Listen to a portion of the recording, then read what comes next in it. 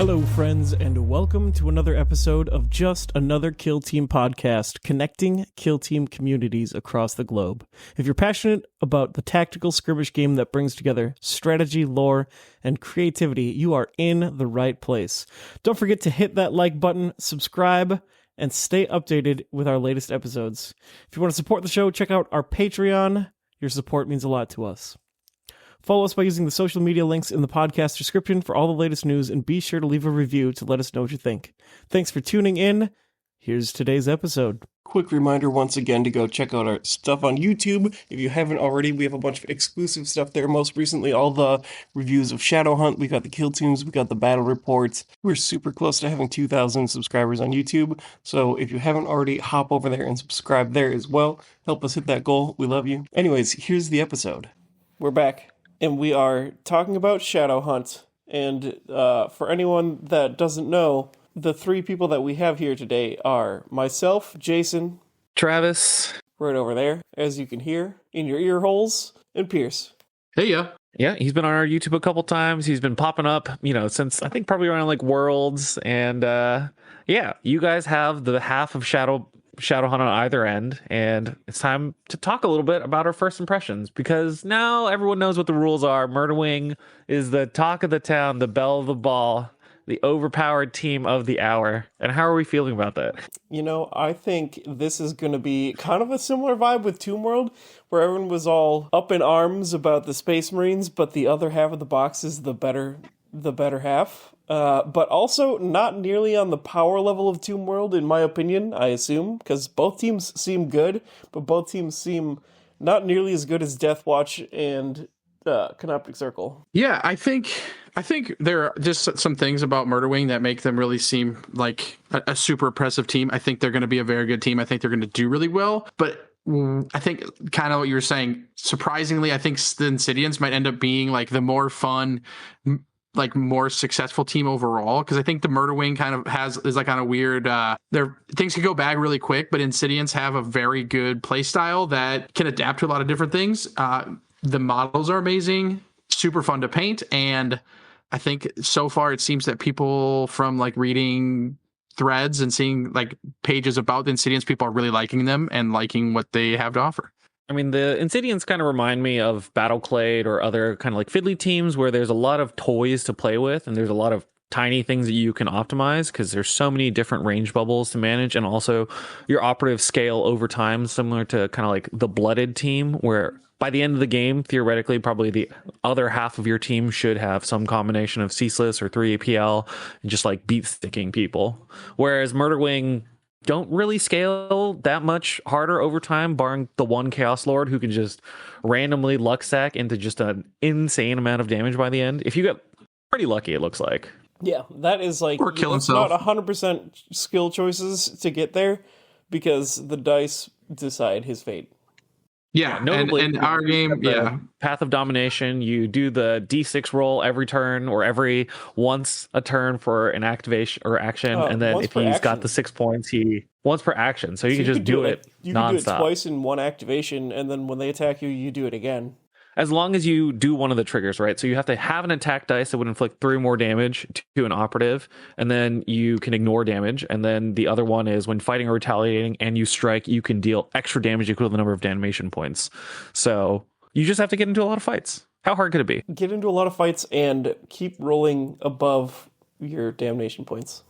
Yeah, so like every time you roll, you need to go 1, 2, 3, 4. You got to go higher than it every time. And if you fail, you take a bunch of damage. So there's like a mini game of you probably shouldn't be rolling for the D on the 5th damnation point, but maybe it's the most important 16% chance you've ever gotten because you can't re-roll it. Yeah, so that's basically like the only time that you go for it once you are up to like 4 or something is if you die if it fails.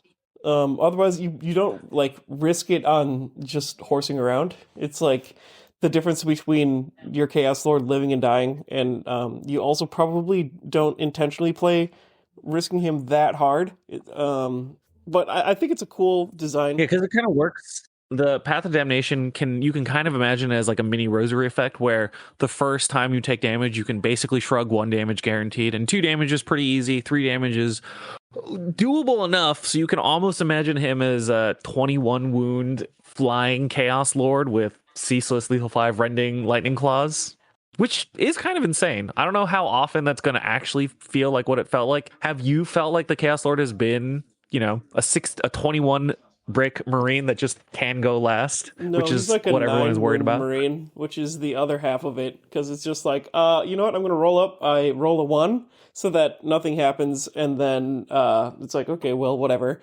And then you, like, get something off, and then next thing you know, he does 3 damage to himself, and you're just like, okay, well, I guess that's how it happens sometimes. And I've only done a few games, but the definitely some fact that variability. there's been a couple times that he pretty much just like pooped on himself and died, and I was like, okay, yeah, not necessarily just unconditionally amazing. So is it one of those situations where it reads really good on paper, and then when you're actually playing it, you actually have to second guess whether or not it's really worth doing that damnation roll? Yeah, because taking 3 damage out of nowhere, like while you're in the middle of melee, is like worse than hot plasma. It's That seems fair. What about some of the other operatives? So like the Chaos Lord obviously has a lot of keywords on the Murder Wing, but I think some combination of their big highlight ploy is what people are freaking out about. So they've got a really powerful firefight ploy that is a pretty large core rule break in malicious narcissism, which is you select a friendly guy and he just goes last. And you can just skip all of your activations until you're ready to go with him.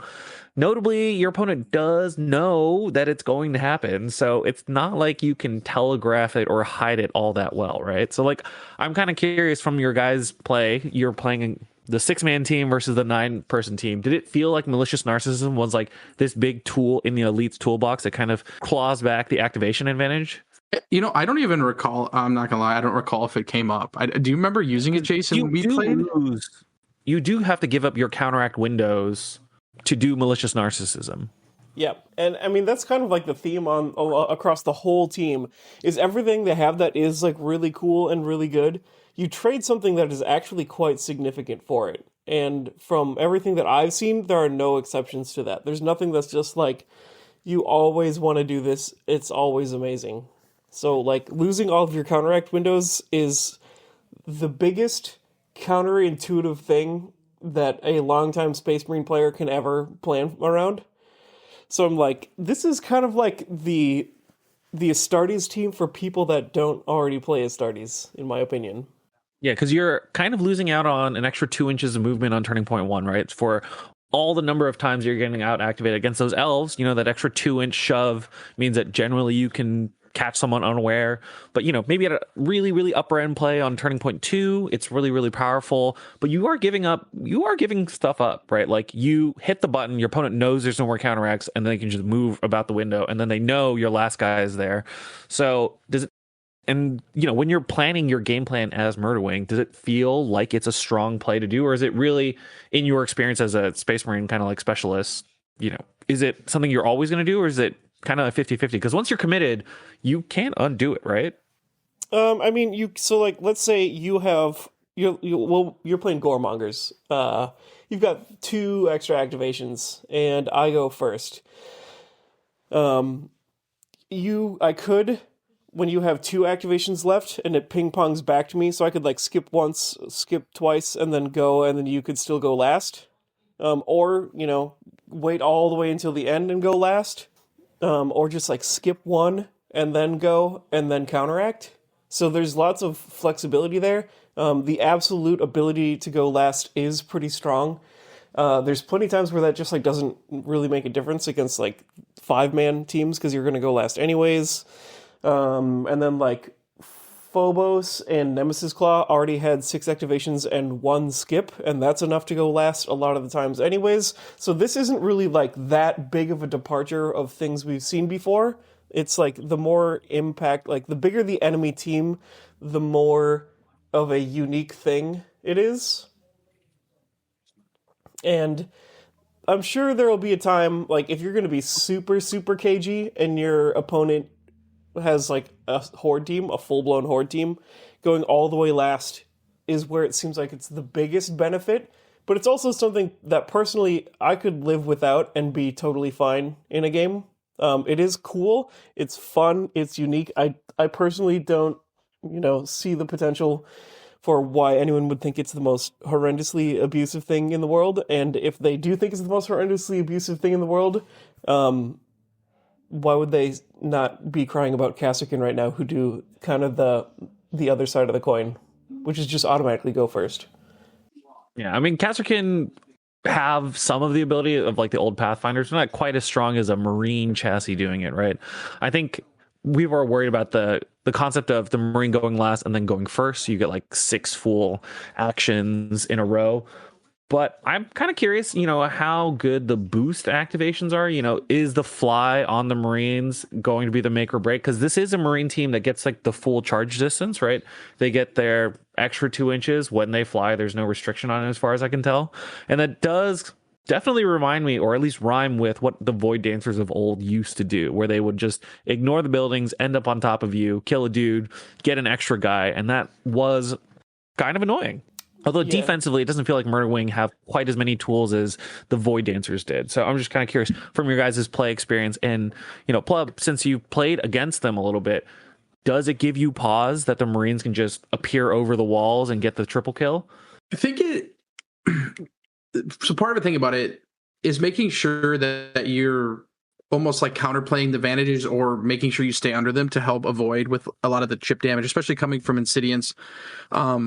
In a straight up fight, I've found that you can, if with damage reduction up from Holy Resilience and some other things, you can do pretty well in a one-on-one and do a lot of chip damage into Murder Wing, even on retaliation, especially on when you're the aggressor and you are the one charging them. They don't have a lot when they're retaliating.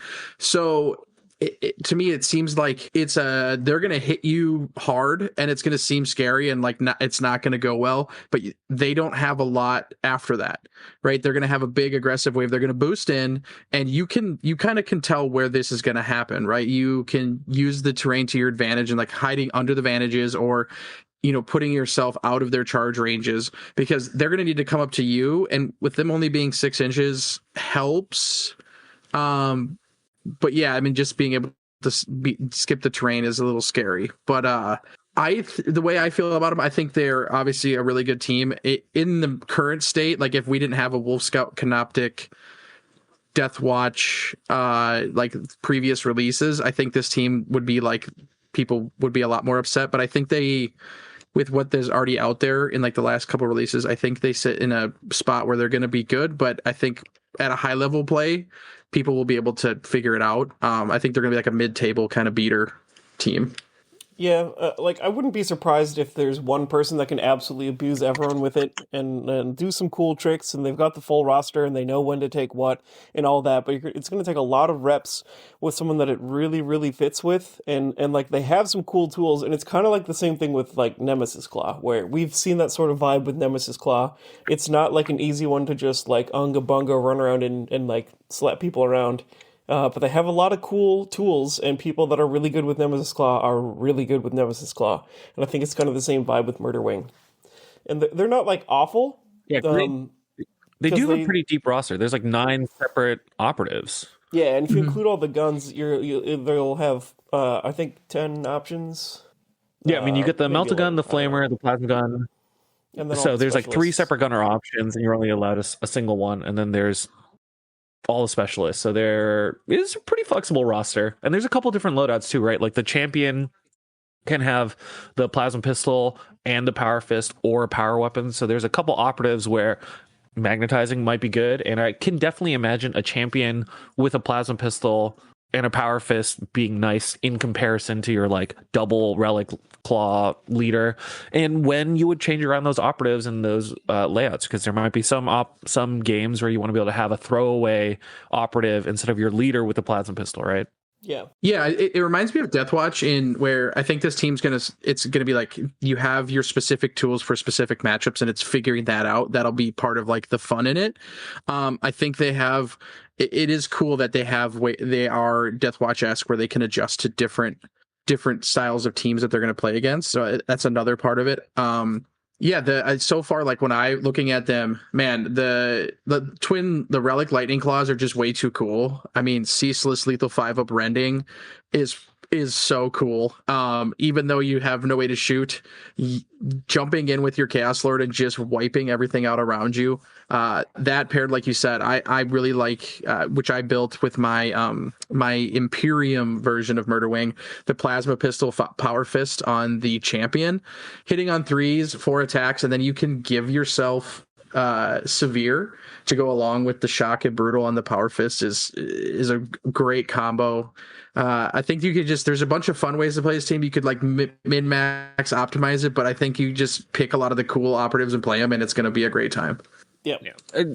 From the couple of games that you guys have played, which operatives have kind of stood out as ones that you feel like overperformed, and which ones do you feel like you could take it or leave it after playing a little bit? Let's see. Which ones did I build? Because I know in the pre-show we talked a little bit about how you don't have the Warp Talon, which is the guy you set up kind of off the board ahead of time, and he blinks under the board on turning point 2, and then can like teleport off, basically, right? Can he leave again? Who? The Warp Talon? The Warp Talon? I thought. Sorry, I thought you were saying like I left or something. No, once he's in warp marker, and then stays around. So he goes onto the board, kind of surprise. He is a backup, 5-on-3s, 4/5 ceaseless lethal 5 rending profile, which blitz most things that are not 20 wound operatives.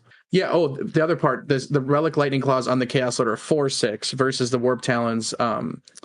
So with the Warp Talon too, one thing to note, we were talking about malicious narcissism. The Warp Talon cannot be your ready operative when you're using that. So that's like one good thing about it. Like there's like Jason brought up, with everything you read on the team, there's always like a little caveat that I feel like was put there obviously to tame it down, and all of those kind of together make the team, I think, a very good team, but not as crazy as I think a lot of people are saying. But for me, playing against Jason, I'll say this one quick because he'll have more to break down. But I think the Depredator or the Depredator was, I think, the scariest one. The 2d3 mortals, and you can do nothing about it, especially on a team with like Insidious with the relics, where I can like roll on, if I get a 6-up, it's just a scratch, and yet I can do no interaction with him on that. So when he hops in and I have 2 Insidious on top of each other, which sometimes you keep them close for like the just Mr. President and some other things with the team, you just come in and you spin, and you're just carving out 2d3 each time, and you could potentially just kill an Insidiant with two fight actions. So part of their rule, the carving blow, allows them to do it twice. It's considered a fight action. So with their Astartes rule, you can fight twice, so you can do this action twice. So it's basically just 4d3 for everyone within 2 inches of a 32-inch base, which is basically a 4-inch blast template. Yep. Yeah. And then also, sorry to add on top of it, though, when you do it, I don't know if it counts as a horrifying dismemberment, which is a little unfortunate. So you don't get the side effect alongside it, which is, probably a good safety. And then I was just going to bring that up. Yeah. So it has a great chain axe. So 5 attacks, 4-up, 5/7 brutal on the melee profile. Awesome. The hitting on 4s, not so great. But yeah, the horrifying dismemberment. So it kind of sits there with, okay, do you want to go in, do 2d3, or you hop in, do the carving blow one time, and then do a fight action to just guarantee the kill, and then you'll get that stun on whoever's near you. So I think it just offers some cool combos in that, and then just scary in the Horde team. So just one of those pieces that's like, all right, Horde team, this guy's great. I dive in and I just start swinging. Yeah, he's scary to everyone. If you dive on someone, like if you can catch 2 Space Marines in it, you can maul them both pretty hard and put them into a range where you'll kill them back in one hit. Like not 100% of the time, but like enough that it's worth being spooked. Spooky to everyone, that guy. But like we've said a couple times, there's counterplay to everything. The fact that once he's done, like, you have to have an engage order to do it. You have to be, like, in the heart of the enemy's position. I mean, like, you could tiptoe around and do stuff there, but, like, you have to have an engage order, and then when you do retaliate, you're hitting on 4s, and if you're injured, you're hitting on 5s, and you can't do anything to be better than hitting on 5s. All right. And then, Jason, did you have a separate operative that you felt like kind of overperformed in the games that you've played? I think I was trying to think if there was someone else that, like, even comes close from the lineup that I built. It seems like the Depredator is pretty overwhelmingly... He's the easiest to just, like, bludgeon people with because of that crazy damage output. But then he does just, like, do that and then die. You could be more careful about it, but whatever. The Curse Claw is one of the other ones I built. So he's got two things going on. The Snatch, which is significantly less exciting than I thought it was going to be. And then Strike one more time when you die, which is very good. That ability absolutely rocks. And then the Chaos Lord, the champion with the Power Fist, the Depredator, the Hunt Master is really good. Having the ability to chain snare someone is one of the baked in things on his datasheet. He's just a power sword guy that can also chain snare people. And then he also has extra bladed fins, which essentially is the same thing that we've seen before, where if you boost through an enemy, you can spend an extra APL to do damage, and the version that's unique to the Huntmaster is 2d3 plus 1, and you can also use the equipment version, so that would end up becoming 3d3 plus 2, so it's minimum 5 damage. So essentially, if someone is like but these are down only and you on don't want to... repositions, right?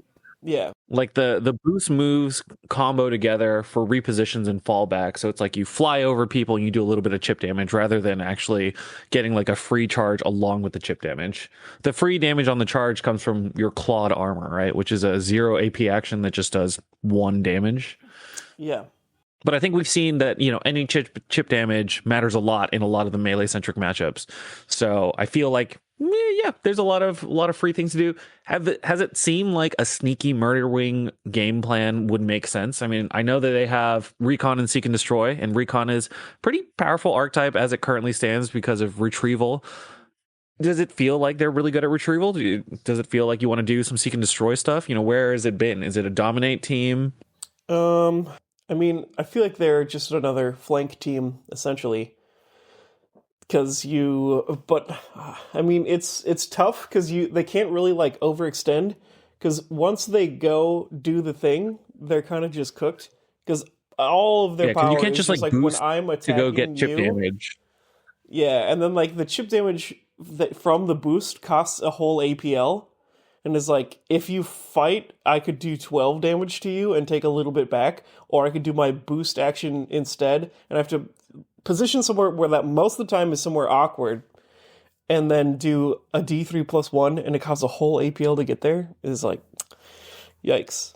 It's good at the end of the game, probably, but like not even always, because you need to be close enough that I can jump through you, and I can't end within an inch of you, because that would be a charge and that's illegal. And if I'm injured, I only move 4 inches. So I need to be able to like jump over you and not be within 1, have an APL to spare to kill someone, and then have an APL to still, do a mission action or whatever you're trying to do. So I think that like blade fin on the armor is probably the first equipment that you drop, because it's like every other game it'll come up for something helpful, and if someone else has had other experiences with that, let me know. If you have some cool tech or something. Yeah, come on the Discord, tell us why Murderwing are overpowered, because I'm sure there's other things that we might be missing just because we haven't played that many games with it. Although Warp Field does seem pretty good, especially when you're running around with the Depredators. 4 D3 damage. You just like charge into people, swing your axe twice, and then just wait for them to back away and dare them to jump into the warp fuel. Especially if you're like near an objective marker or something, where you like dive in, cut everybody up, they try to leave but stay close enough to score the objective, and then you're like, final mistake, and then you pounce on them again. Yeah, there's some fun stuff going on there. I think was there an underwhelming... What was the underwhelming operative? I know, Jason, you mentioned that the Curse Claw, who's the guy with the Snatch, was maybe not what you wanted, because the Snatch is a boost action that is done during a fallback or reposition, lets you like drag people around. But I think you mentioned it just a second ago, that if you're doing your boost action to move people around, you're not charging, and you're doing it after you finish a charge. So it's like on turn 2, you finish a charge, you don't kill them. On turn 3, now you're spending an APL to snatch someone into your backfield objectives to get cover. Yeah, so it's like it's going to take a whole hour of planning and not being derailed to snatch someone, like if you're trying to be the instigator about it, or if like someone runs into your territory and survives and you snatch, you have to move through them to do it, and then depending on what you're fighting against, you might have to roll off to have it succeed. So there's kind of a lot of fail points, and it's just the fact that it's a boost action that you have to pass through someone really, really, really like takes a lot of steam out of Snatch. Or if it was just like you're within control range of someone and then you can snatch them, like all of a sudden you can do some cool and interesting stuff, and it feels more like the Goremonger with the Impaler. But it is not really that. And I think the Curse Claw has evolved in my mind to just be a dude that swings one more time when he dies. So he's kind of just like an instigator. You run out there, you chop some people up, damage reduction helps you out a little bit, someone fights you, and you kill them on the way out. Yeah, maybe you do a little Vox Cry on the way out. Yeah. And then also worth noting, I ended up building the Plasma Gun and skipping the Melta. For a couple reasons. One, I do not like not having any long-range shooting whatsoever. I find that pretty often I miss that. And then also it seems like a really good combo for Malicious Narcissism. Going last with a Plasma Gun, you can cover like the entire board. Whereas if you go last with a Melta Gun, for example, you cover one small area. Especially a Plasma Gun that flies. Yeah, it's one of those things where the team really has no long-range options outside of charging, so you can imagine all the threats as 10-inch bubbles, or 8 or 9-inch bubbles, and then exactly your Skyseer, which is your gunner, gets a different range bubble, so having a threat envelope of the whole board lets you catch people unawares. And if you're going last, you always know where your best target's going to be, and if you know that you have like, +3 on an initiative for turn 3, then maybe you also get the start of the next turn, you go tag someone else, which is pretty powerful. Yeah. And notably, Skyseer ain't no chump in melee, because when you do the charge, you also get an extra damage. So you can actually reliably threaten elves when you do a charge with your gunner, which is not a thing that most of the Marine teams can get away with, right? 4-on-3s, 3-4 is not always going to kill an 8-wound operative, but if you have an extra damage on the way in, your Skyseer going last and going first can just kind of break the elf matchups in half, where the elf matchups are definitely relying on that out activation to get the most value out of their game plan. Yeah, I think I do want to mention for like operatives that are very good, because we just real quick, the Shrieker I think is my second favorite operative. Being able to it's icon bearer, and then being able to fly in and shriek somebody, and then you could do Voxcasters like right after that, or you could do it either way, and then if you miss a stun on someone, you're like, okay, I'm still gonna get you, I'm just gonna shriek you. So you like fly in, you Vox Cry a bunch of people around you, and then you're like, oh, I missed one, okay, you're shrieked. And it's cool to be able to do, especially in combination of being an elite team and then going in to be able to stun like a mid-range team all around the board, and then now go last. Pretty awesome. I can see why people don't like Malicious Narcissism. I guess we're also coming back around to, Angels of Death are one of the teams that have a lot of tools to kind of mess Murderwing up, right? Because they just have Resolute and Hardy. So you go and you try to fight them. They cut some of the damage, which is really important, because this team is really a lot of melee that goes in, and then Resolute just ignores literally a quarter of the faction's rules. Yeah. Resolute is definitely a hard counter to this team. But yeah, I agree with Pierce. I think the Shrieker, I like him maybe as much as the Depredator, for the reasons that you were talking about. Like, just super, super good. He is, like, besides his cool stun abilities, he's a warrior, just a bolt pistol and a chainsword. But just for that utility, like, what I wanted out of Snatch, this is just way better. Because there's a couple ingredients here that we didn't talk about what they are and how they work, so I'll touch on those real quick. One of them is you have an equipment. It's like Voxcasters, or Vox Cry. I don't remember which one is the equipment and which one is on his data sheet. But essentially, there's an equipment. He's got Shriek, and the equipment is Vox Cry. Vox Cry is everyone in your control range takes a stun test. It's everyone within 3 inches takes a stun test. Oh, yeah, and you can do it and while you can do you're it in combat. in opposing control range. Yeah, which is crazy. Which is huge. So you just like dive in and shriek, and it's kind of like you detonate yourself as a stun grenade, and everyone within 3 inches, and they don't even need to be visible. So like you can do it through a stronghold wall and like all over the place, and that's like pretty big. You're still rolling, and it's still a 3-up, so there's a fail point. But then, like Pierce pointed out, the one on his data card is then you choose someone within 3 inches and you shriek them with his data card version of the stun, and they just automatically lose an APL and then take a D3 damage. Then you could stack it actual stuns to just be hilarious. Well, and the other thing too with stun grenades on this team feels like there's enough stun as it. I would probably with take Shriek, the stun grenades. But go ahead, Pierce. So the one thing to remember too with Shriek, it's visible to him within 6, or if you're in combat, you can do someone that's in combat, or if you can get someone in your boost zone. So you could like zip over somebody, hit them with Shriek, land in a group of people, and then stun all of them. So you can grab like your whole 6-inch move. You could grab a bunch of people in this. So you could grab one person through your boost zone. I don't think you can actually Shriek in combat because you do it when you fall back, and then as you're boosting you can scream at them, but I don't think you can just do it because it still has conditions for cannot perform while in conceal order. When you're selecting someone in the boost zone, it can't do this action normally. It's got to do it during a fallback or reposition. So I don't think you can just do it in combat range. So the Shriek does have to be done on the way in or the way out. I think he can do it in combat range. The data card version of the Shriek. Either that or I haven't played him. So that's if you're doing the boost zone version. So if you get someone in your boost zone, you can only get them if it's a reposition. But if you charge someone on engage and then Shriek, that's fine. Oh, you see what I'm saying? The boost zone. Correct. So yeah, if like you fly over someone and you boost and you Shriek them if they were in your boost zone, you land. You can't be landing in combat. You can't charge. It can't be part of a charge. Yeah.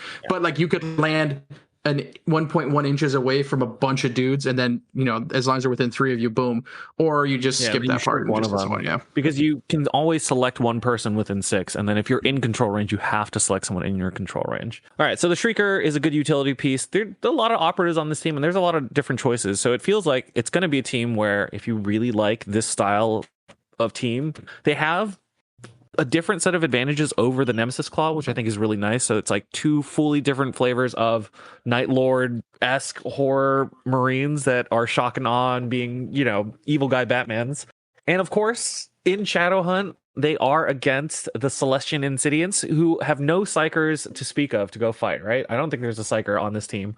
So I don't really know why they got paired up in this box. Maybe because the rules kind of broken against actual psycher teams and they didn't want to get right away. I don't know, but the Insidiants, man. That many psychers in the game right now. Like Warp Coven have gotten declassified, and they're really the only team with a lot of psychers who would get hit the most by it. And I kind of expect that if Celestian and Insidiants are floating around, they're not going to design teams with like 6 psychers anymore. Because why would you want to just have people just like, oh, this team just eats me alive? Yeah, not fun. At all. It's a flavorful rule, as you can tell being a sisters team. But yeah, other than that, it is kind of crappy. I mean, like as a Wolf Scout player, I need to take the Skjald because I need the CP, but also now he is pretty dang bad against them. So but I do need someone that needs I do need someone to set up my home objectives. So I guess that's his job against Insidiants. No one's going to pour one out from the Wolf card. That's true. He still has a bolt pistol, and you get you go to like 4 attack. I gotta grab it real quick. I have it right here. So you go to 4 attacks and 3-4 melee damage, and you can't use any psychic abilities if a sister is ever within 3 inches of you, and you can't target anyone if a sister is within 3 inches of your guys. I mean, he still has a 5 attack melee with 3-4, so it's fine. He's now like a Phobos Marine with 5 attack knives, combat. Whatever. That's fine. And for Celestian Insidiants is a 9 operative team with 3 up saves and 9 wounds, which is a crazy breakpoint to give a human team.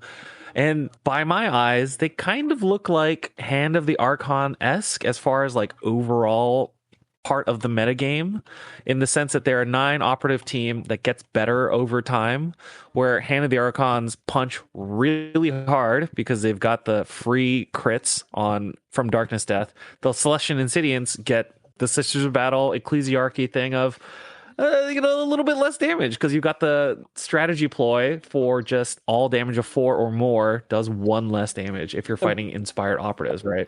And like they also get a bunch of free crits when they're inspiring, so that is another parallel there.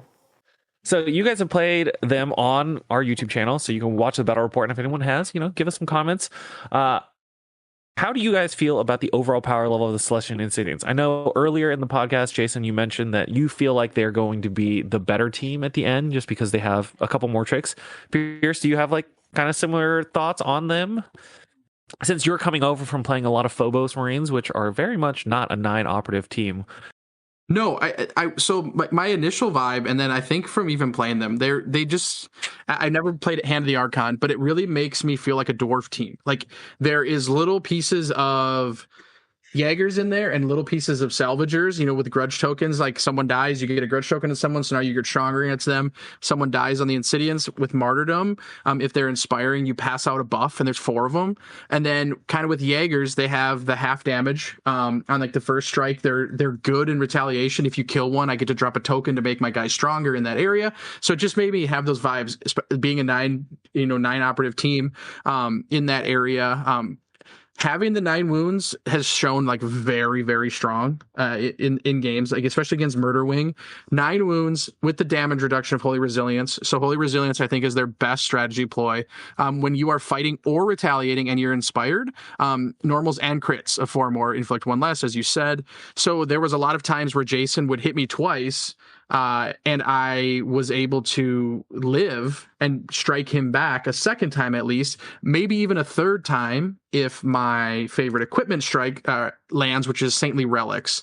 Whenever an attack dice would inflict damage against you, you roll a d6 or 2d6 if you're inspiring. If the result is a 6, you ignore the damage inflicted, and it could be a normal or a crit, and then you can do that once per action and twice the whole game. So you have 2 random just a scratches available to you. You can't really dictate when it happens. If you're inspiring, you can help yourself a little bit, but it's a fun little mini game within it when all right, even if I roll this dice and save it, I'm gonna die anyways. Maybe I don't use my relic this time. Yeah, it's like more likely than you would think, because 2d6 and just needing one of them to be a 6. I mean, it's not like super common, but it's enough that you can kind of just do some aggressive plays and one of them will pan out in your favor. I mean, any orc player knows when you're just like rolling looking for 6s and you're like, 6s do come out kind of a lot. 16%. Yeah, I mean, you're rolling a lot of dice. Crazy thing is, you just imagine that you just have 2 Justice Scratches every game, and you're just never going to know exactly when they're going to happen. But I've never played a game where Justice Scratch didn't matter, and having 2 of them floating around for an equipment choice is kind of crazy. And It also just makes the game take a little bit longer, because every time your opponent does something, you're like, well, can you roll an extra d6? It's just like you give them an extra d6. Like every time you roll dice, just roll the d6 for me. Like 2d6. Right.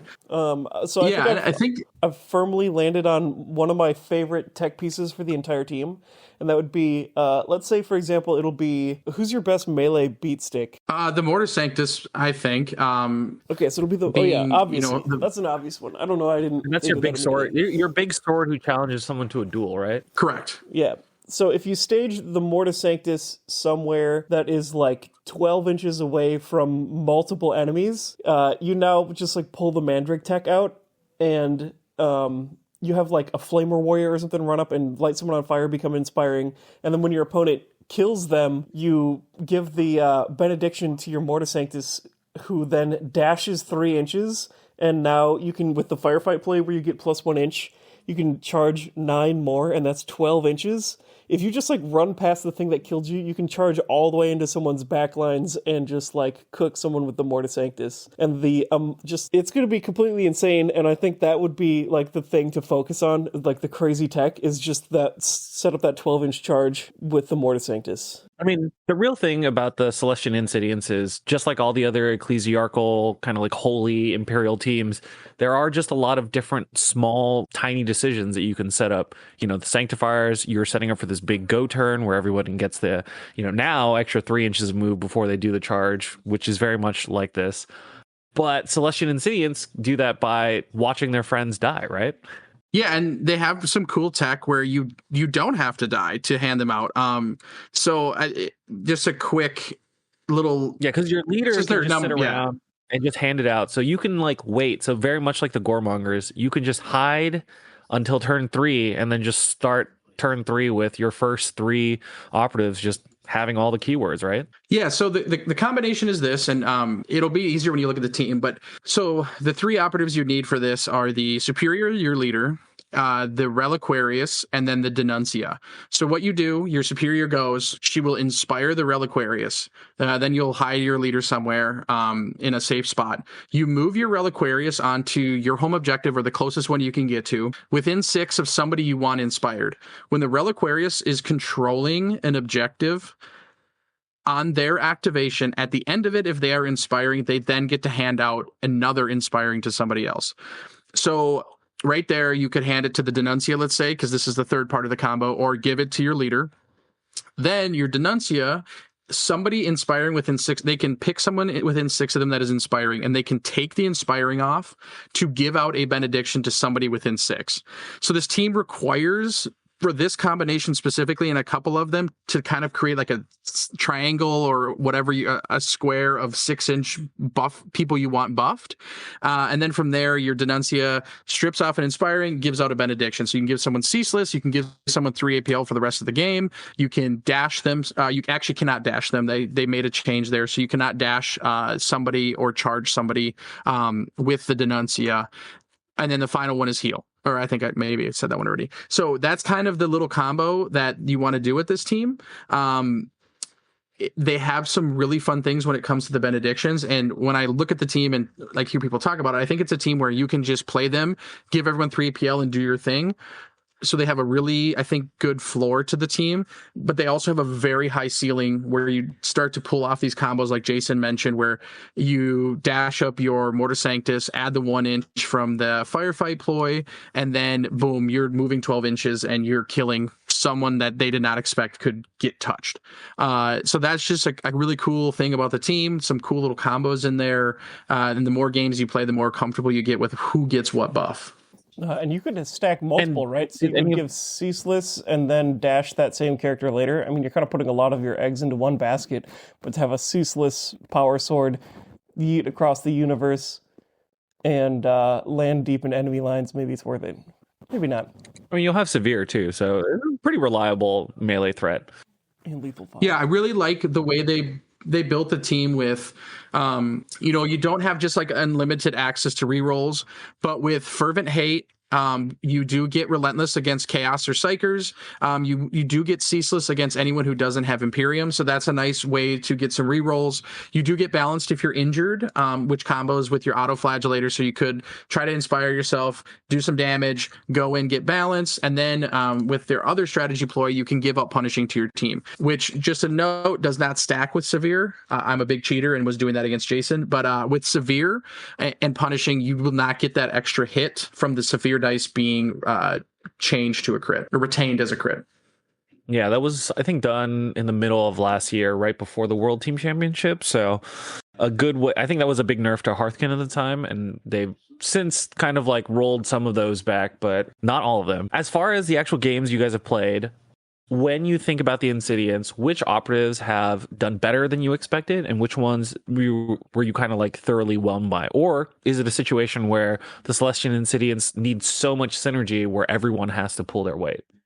Yeah, I think so. My initial thought going in was that I really liked the Cremators, and I was going to really rely heavily on them.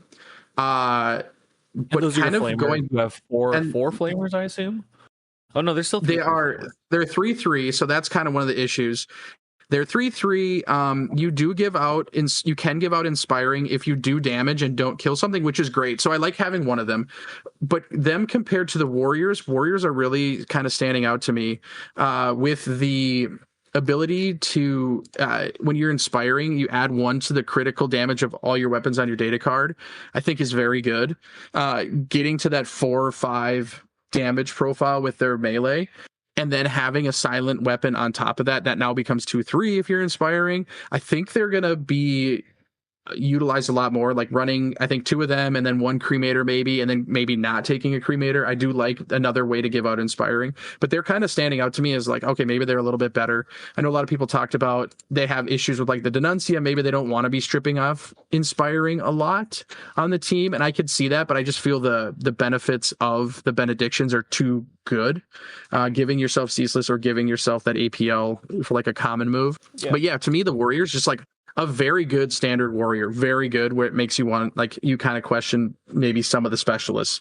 Yeah, the Common Warrior there absolutely does rock, but the Specialist, I mean, there hasn't been one that stood out to me as bad. My kind of like sneakily one of the best, I don't know what the title of this one is, but it's the one that gets an aura that gets bigger and bigger, that is the Plague Marine Contagion, where people act like they're injured, so they hit worse by 1 and move lower by 2. What's that The one Censor. called? The Censor. Yeah, so the Censor. Censor is Yeah, that kind one of like... is great. Is like the centerpiece. So I mean, there's actually there's like plenty of this team is like a weird combo of goremongers and like sanctifiers in my mind, and like inspired by the way that I was playing mandrakes, which like sanctifiers could do too. So you get like non-reciprocal charges where you can be the one that always charges first when you dash and then charge 9. That's like a 12-inch charge threat, and that is so enormously a bigger charge threat than what the jetpack Marines do, the Murder Wing. I mean, like, being able to jump over terrain and stuff is huge,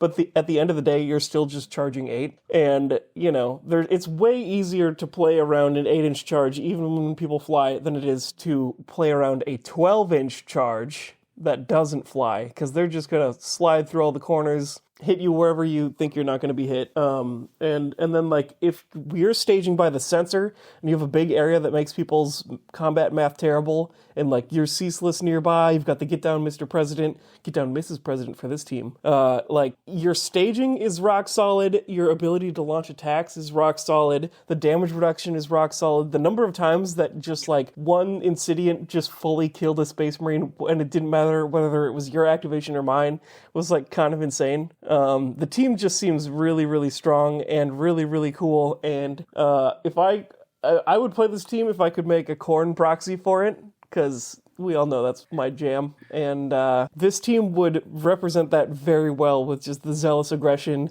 and it ports really over to the same kind of flavor for Khorne. Yeah, so you kind of brought her up. So this another combo real quick, and we like diving into it. So the Censor has a null field that for an AP you can increase it. You start with 1 inch. You can you can get up to 5 inches max, and in that zone, you're a melee icon bearer basically.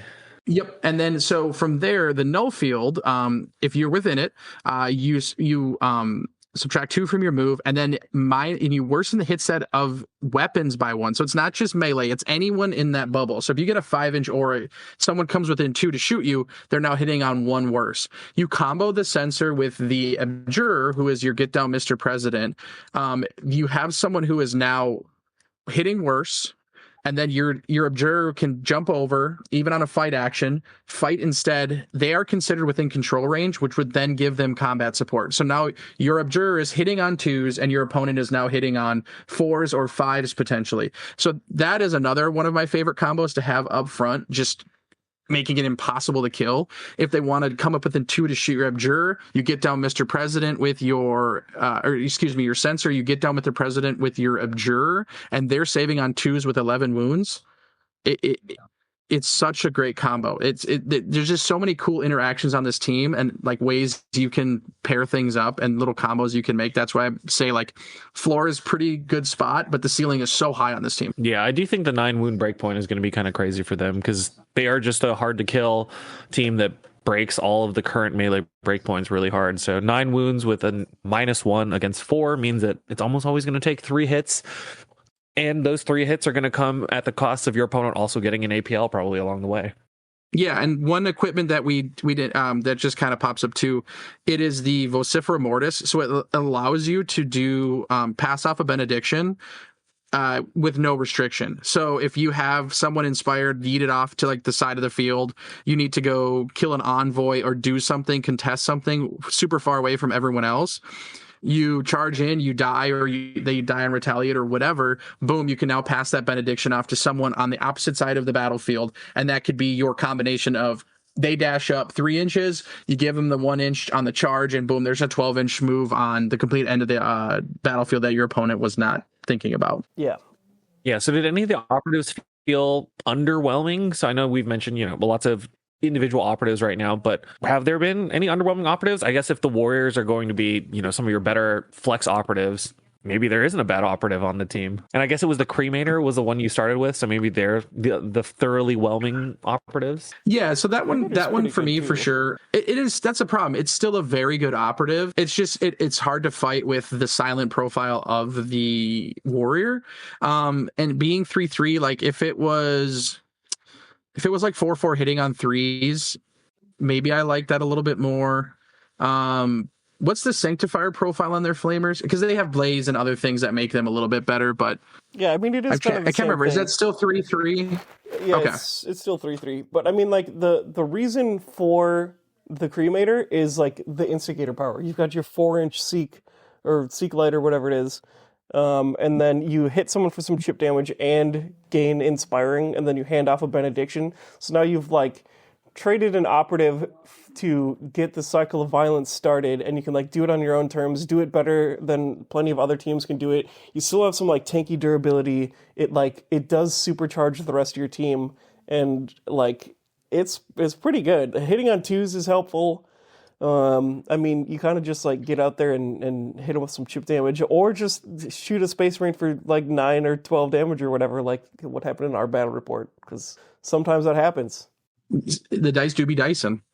Yeah, I can't really. I mean, I think they're everyone has a place. I can see arguments for the Denuncia because, you know, with her 3/3 melee profile and then her one range attack being very underwhelming. I mean, it's got stun, great. You know, if she's inspiring, then you're getting that off because you have severe. And she does give you a free ploy. I think I don't see a reason that I would never take her, but I know there's a lot of people online who are saying she's kind of their first drop. And I don't know if I agree with that, but that's just one comment I've seen. But yeah, it's just tough for me to see any of the specialists getting dropped. There was some talk about the sensor hitting on 4s not being great, but man, that aura is kind of unbeatable. It's pretty crazy. It does take a while for it to ramp up, right? So I know we mentioned the sensor field a couple times, or the null field on the sensor. It is both an icon bearer and this null field, which gives, you know, soft injury that doesn't stack with injury, but it does have to be stacked every turn. And if you want it to be more, like if you want it to be the 3 or 4 inch bubble on turns 3 or 4, it's going to have to be one of your earliest activations, right? Because you can only do it once a turning point, which is the downside. So if it's your first operative and you turn it on, you do the thing, maybe it's not going to be the most productive activation because then you're not going to be able to get a charge and fight unless you've already done all the work of making that operative 3 APL. And it might be one of the best operatives to have 3 APL on, right? Yeah, in our battle report, I did make her 3 APL, and I wish I used her better. I actually kind of wasted her. She got depredated pretty bad, which he just gets around, you know, because he just swings his awesome axe. I think... Yeah, because 4D3 will just chop any number of 9 wound operatives down to critical wounds very quickly. Very quickly. I think with her, even if you get her to 2, even if you do it one time on her, now anyone who tries to move dash and shoot you while you're in conceal is gonna take that minus to hit. So I don't even know if you really need to get it beyond like 2 or 3. So like later on, like turning point 3 and 4, she's just charging and fighting if you haven't given her the APL yet. But I think you're right, and she's a prime target for that, for giving that 3rd APL to, and then just kind of creating that zone. I think the team really does well responding, and like just making a bunch of people inspiring, and then just kind of like turtling up and like building a nice little castle of like, you enter here, you're dead. You charge my 1 operative, I'm going to clap you back for most likely 2 hits, and then I'm going to follow up and finish you off with my superior's Inferno pistol or whatever you want to make it. So they just have like a bunch of ways to play, and I think they have a good way to respond to a lot of teams, and I am really excited to keep playing them. They've moved up. They are definitely in my rotation of teams I play, and they will be for a while. Yeah, they do seem like a really powerful team just with a lot of little work. But when I look at it, 3 APL on your leader with the ability to get a free command point on your leader. They've got a lot of good ploys. You scale well over time, which has been a good combination. And they're like, this is before they scale up too. Yeah, and also you've got a reasonable attack up selection, right? You've got Seek and Destroy, and you've got Security, which for this team actually seems pretty reasonable because you can martyr pretty well. It kind of plays into your game plan of you want to send your girls in to go do some big damage. They martyr themselves on a point, and then the next person that follows up is going to be ceaseless, going to have APL, going to have all this other stuff. Seems like a pretty good way to go score, a combination that I think is kind of hard. Security and Seek and Destroy on these, kind of human-sized teams. Kind of hard to play the points sometimes, but not really for Celestian and Sidians. No, I think these are, obviously these are, like you said, very tough combination of tac ops, but I think they can play them well. Like you plant your banner down and you can just swarm it. They come in with, if they want to come in with anybody, if you get a good spot to put it, you have a lot of ways to retaliate. You could just string along benediction charges one after another. And then psych out grenades are no slouch either, where if you have someone who wants to come in and like charge fight you on a point, boom, you fling a psych out grenade, do D3 onto, or you roll, you can do up to 3 damage to them. Really good equipment. I really think these two archetypes are really good for this team. All right. So as far as first impressions on the teams, where do they fit into the releases so far for Tomb World? Tomb World had Canoptic Circle and Deathwatch, who came out to much chagrin. We had Dead Silence, where Wolf Scouts kind of dominated the meta, while Stealth Suits sit in the back at their piddly 30% win rate, even though I still think they're pretty fine. And then we've got Celestian Insidiance and Murderwing as the releases so far on this edition with these new tac ops. Where do they slot into that? And do the pair of teams end up in the S tier, the A tier, the B tier, or is it too early for you guys to have a hot take? I'll go. Jason usually has the more hot takes than me, so I'll go. I think the Insidians sit like a really comfortable like A minus range. I think it's just to see how they play, and I think the problem people will have with the team. They're Unga Bunga-esque, but not really, where I think people could get really a little too aggressive with them and string things out where they're not comboing up very well as they should be. And also the problem, I'm trying to think here. I had a thought. I'm sorry, I lost it. Analysis paralysis with the team, where you have all these combos you can do and options you'll have where you just going to overthink it, and you're going to sit and you're going to be like, oh my god, if I would have done the dash here or I would have healed here, or I would have done the 3 APL here or the ceaseless here. That's where people are going to get in trouble instead of just like making that choice. It's going to be tough early on, obviously, with less games, but the more games you get in, the better idea you're going to have. So I think that's the kind of the two things I see with the team that people are going to struggle with. And then when it comes to Murderwing, I think they are an S team. I think they maybe aren't as Wolf Scouty Canoptic. Maybe they're more of like the Deathwatch-esque team where it's like, holy crap, this is scary. This is going to be really bad. It's going to destroy the game. And then it ends up being like, okay, they're actually in a decent spot. Like Deathwatch, I thought ended up kind of settling into a good spot. The nerfs, like this last round of nerfs, I think maybe went a little too far on the team. And that's a whole other discussion, which we already did talk about in this midweek podcast we did. So yeah, I think we have two teams that are very good again. One being probably going to end up being like that S range team. And then the Insidians being in a good spot where people are going to have a good time playing against them. People are going to have fun playing them. And I think they're just going to have a good spot in the meta for a while. Yep. I All right, agree Jason, that Celestian you've been said to be the hot taker. Well, yeah, okay, so Celestian Insidiance, I agree, A or A minus, probably A, but it's not going to be, like, easy or obvious to get there right away, because there are a lot of fiddly things that you've got to get used to, and you do analysis paralysis, and it's, like, because it's valid, because if you do the wrong thing for real, you're cooked, but if you do all the right stuff, they have the tools to be way better than a lot of other teams, and they don't have anyone that's a slouch, and pretty much every ability they have is actually quite good. Murderwing, you've got a couple tools that are kind of like the weak point of the team, but you have a couple tools that are really strong, but everything that's really strong has a gap in it, so I think I put them soundly in like A tier. I think they're just like lined right up with Nemesis Claw, and I was going to say Angels of Death, but I think they're a little bit weaker than Angels of Death. Which and at the moment might be a hot take, because Angels of Death are pretty gnarly, actually. Taking all of the 40mm bases is probably fine sometimes, but a trap plenty of times.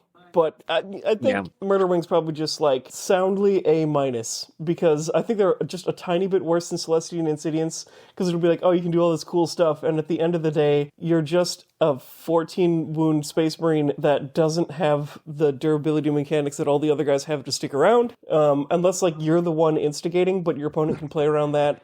And then anytime you do something cool, there's lots of counterplay. And then also you can just, it is a dice game, so they don't have the dice smoothing that some of the other teams have. So you could just jump out there, roll bad, and die. And then your Chaos Lord in his damnation points just kills himself. And then you're like, okay, well, yikes. And there's not really anything you can do about that besides just like, don't play the game. So I don't know. I think they're like, this is the best power level from any of the releases we've seen so far. It's like, they're both strong enough to make a splash and not ruin the game, which like Tomb World was just undeniably way stronger than a bunch of other stuff, and it was a big shakeup, a big upset. Dead Silence, where we had like the polar opposites, where it was like the like Wolf Scouts spooked people out of the game sometimes, and the stealth suits. So like, I don't know, some people were just like, they didn't make enough of a splash at all. Like, they're cool, but it's just like, it didn't shake up the meta. No one had to like come up with new tech to solve. That's not true at all, but so that's what some people thought. And then this one is just like two cool new teams that are fine, and it gives you a new puzzle to solve, and it doesn't just win.